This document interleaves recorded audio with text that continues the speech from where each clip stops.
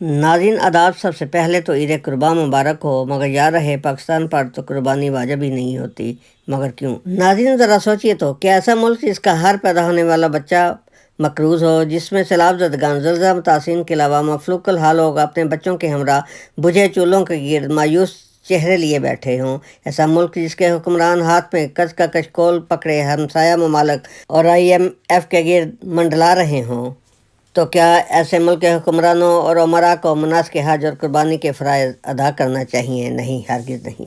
जी हाँ, क्योंकि खुदा को ना तो कुर्बानी के गोश्त की हाजत है और ना ही खून की ज़रूरत। नाज़रीन, ज़रूरत है तो नीयत और तकवा की। तारीख़ इस्लाम गवाह है, नीयत और तकवा मद्देनज़र हो तो खुदा ताला हज की कबूलियत के पैगामात घर बैठे ही दे दिया करता है। लिहाजा जब तक हुक्मरान और उमरा मज़कूरा वाला लोगों को उनका बुनियादी हक रोटी, कपड़ा और मकान नहीं दे देते, उनका हज और कुर्बानी के फ़राइज़ अदा करना कोई माने नहीं रखता।